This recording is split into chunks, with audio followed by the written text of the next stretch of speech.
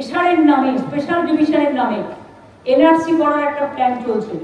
সবাই কিন্তু যার ভোটার লিস্টের নাম আছে আবার নতুন করে হবে, এমন কেউ যেন বাকি না থাকেন যে ভোটার লিস্টের নাম তুলবেন না, প্রত্যেকের নাম তুলবেন।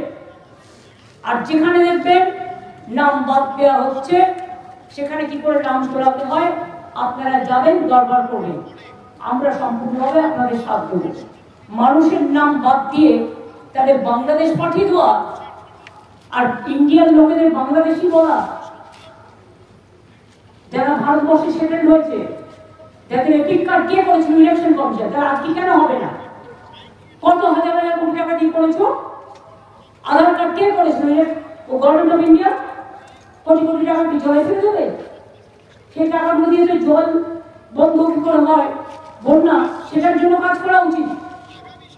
রেশন কার্ড হবে না, আধার কার্ড হবে না, এপিক কার্ড হবে না, তো কি হবে?